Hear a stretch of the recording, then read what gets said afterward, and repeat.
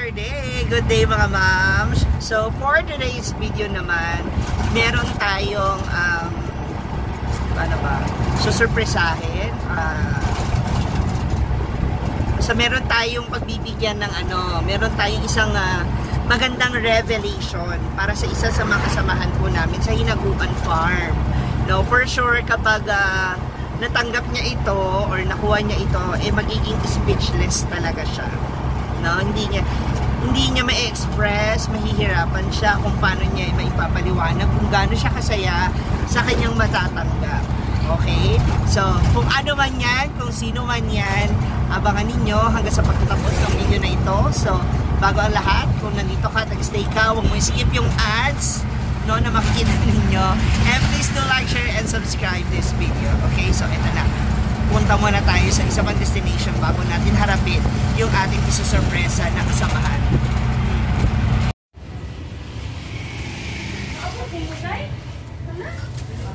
Ito na tayo. Ang sorpresa natin para sa ating kasamahan. Hello! So, ito na nga. We're back! At i-ano na natin siya. Iaabot natin sa kanya yung kanyang yung ating sorpresa for her. Kaya nga sabi ko sa inyo, kapag nalaman niyo ito, for sure magiging speechless siya. Tawagin na natin siyang Pa! Pa! Pa! Pala! Si Amanda! Yun na nga.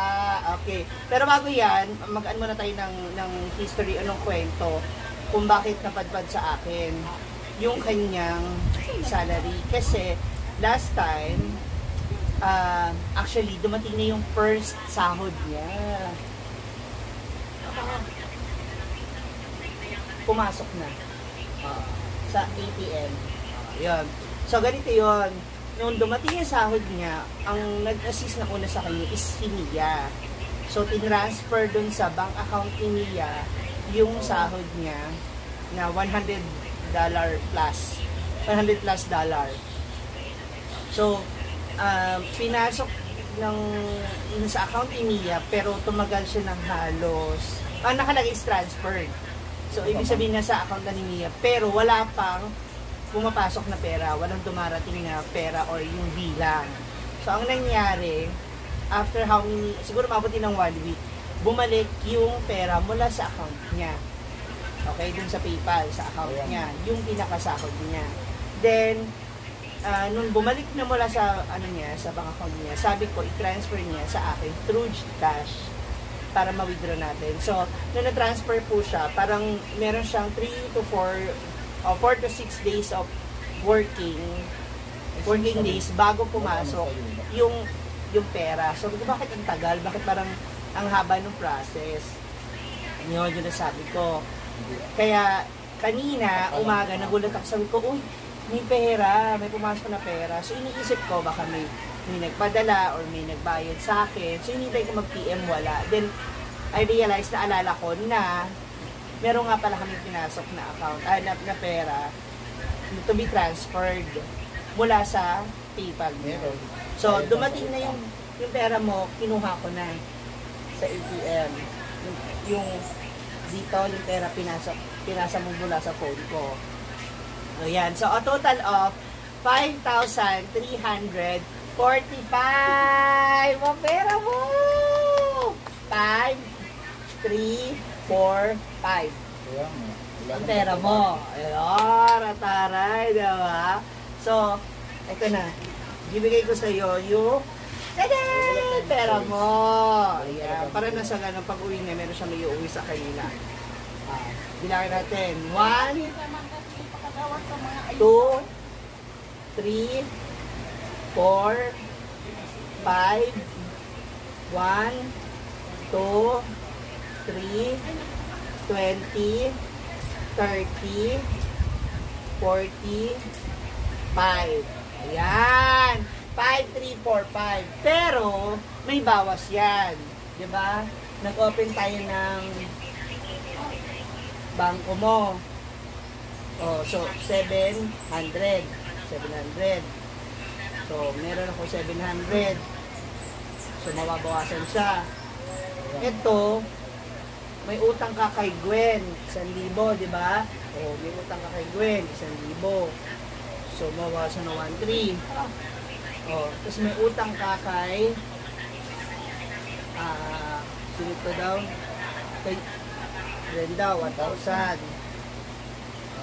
Kay G. Ford, 1,000. Kang Brum Brum, 1,000. Okay, tapos ito, bili mo sa tindahan. Kuha mo sa tindahan. 280. So, meron siya dito. So, may matitira pa sa kanyang 320 plus 40, di 360. Oh, ito, pambili mo ng yung parcel. Yung parcel na dumating sa'yo. Parcel, in-order mo na bra. Saka yung pajama. Oh, ito na. Wala man nasa barangay. 320 yun. So, ang matitira sa'yo, malamang, ayan na lang. 40, 20, 45. Sa'yo na yan. Ayan. Malinaw, okay? Yan na lang yung pera mo. Ito, ibabayad natin sa mga utang mo. Ano yan, may?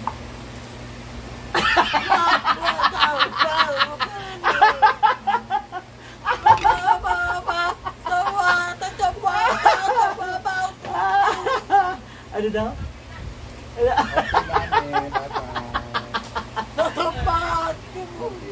Ay, natira 45 pesos. Jaden! Oh, ayan. Mamaya ka magbawa. So, bilangin mo muna yung pera mo. Yan ang first sahod mo sa social media mo. Sa pagbablog mo. Ganon. Ano man sabi mo kay Brenda?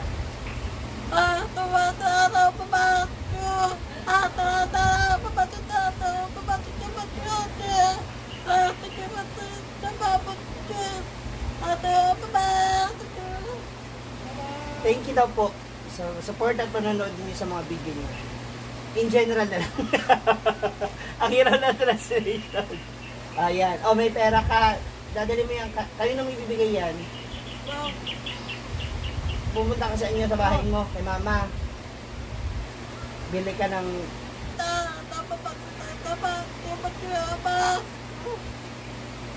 Ayun. Naiyak na lang daw po siya. Sabi niya, punong-puno na ako sa'yo, Mami Shi.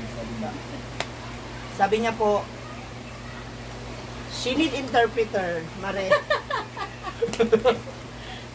She need interpreter. Well, I know for sure na super thankful din naman siya, no, sa inyong lahat, sa mga nanonood, to Brenda and the rest of the gang from Social Climber Squad, na mga nanonood sa mga videos niya, mga nagsisend ng stars sa kanya, no, mga nagbibigay sa kanya, maraming salamat. So, hanggat kayang masupport at maalalayan, gagawin po namin. Hanggat kayang maintindihan at maunawaan yung sinasabi niya, gagawin namin, pipilitin natin.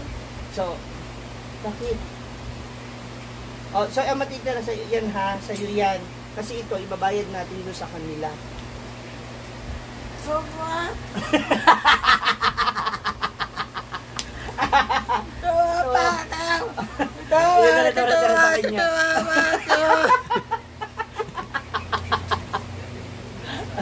Yay! Oh, yan na. O kaya dapat, post, video, wag puro sa foreigner na ganun-ganun. Oh, nakikita ko mga kausap mo sa... wag daw. Wag chismis. Again, thank you so much for watching. Congratulations again to Amanda. At nakasahod na siya. Yes. Siya? Kulang pa daw. Huwag mo daw ibulsa. Ako inihirapan talaga. I need interpreter. Abangan niyo sa mga susunod na video paano pa yung mga mangyayari. Sige, this is Ocean together with Amanda. Congratulations. Bubuo na rin ako sa kanya. Bye!